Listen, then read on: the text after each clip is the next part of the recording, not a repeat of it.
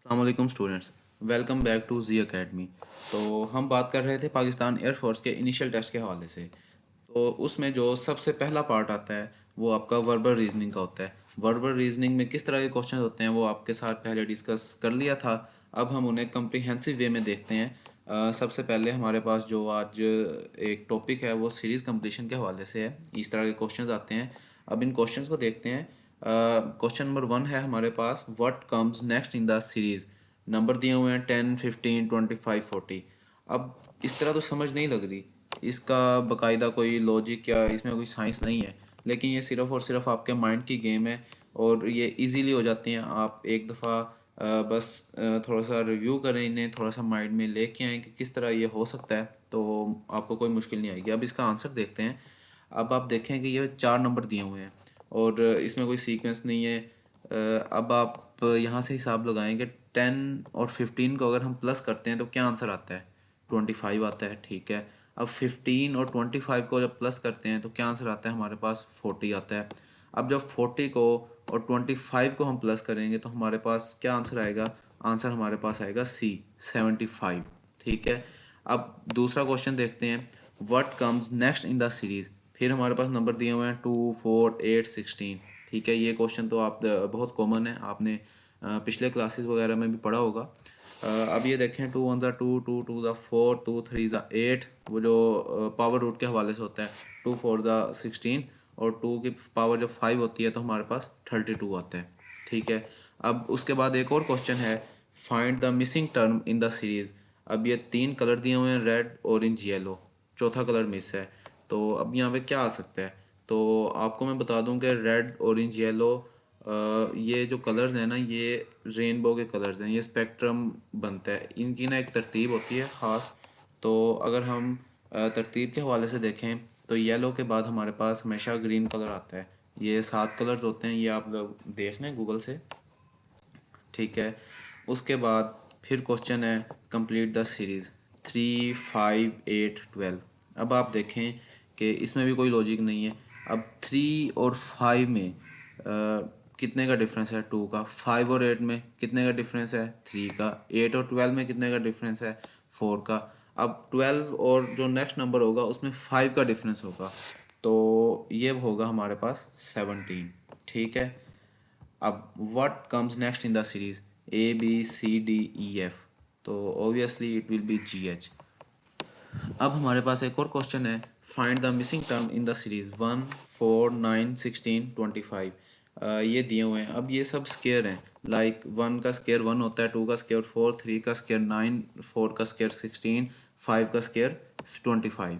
अब जो यहाँ पे 6 आएगा, 6 का स्केयर होगा, 6 का स्केयर आपको पता है 36 होता है, तो जो करेक्ट आंसर होगा वो 36 होगा, ठीक है।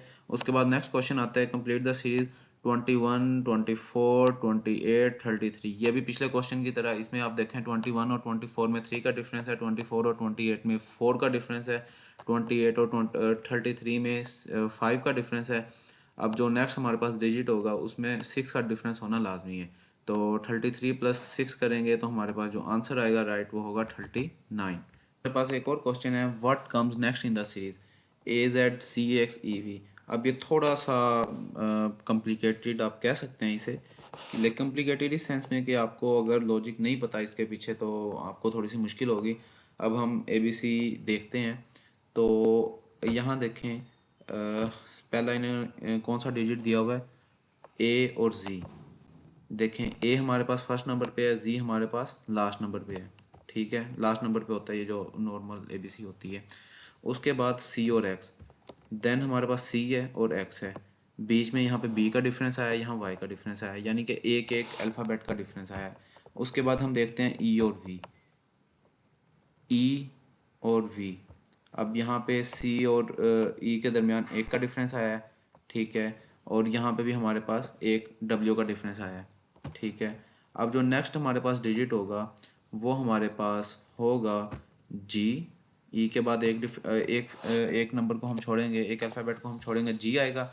और यहाँ से हम एक छोड़ेंगे, वी के बाद यू, यू के बाद टी आएगा, ठीक है। जो हमारा करेक्ट ऑप्शन होगा वो हमारा जी टी होगा।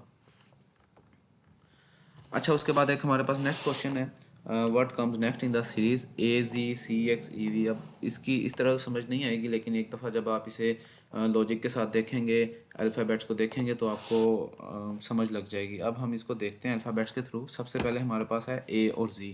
आप देखें कि A जो है वो फर्स्ट अल्फ़ाबेट है, Z जो है वो हमारे पास लास्ट अल्फ़ाबेट है। उसके बाद इन्होंने दिया हुआ है C आप देखें कि हमारे पास थर्ड नंबर पे है, और इधर से भी लास्ट पे भी थर्ड नंबर पे है। अब इन दोनों के दरमियान डिफरेंस कितना आया है? एक एक का डिफरेंस आया है।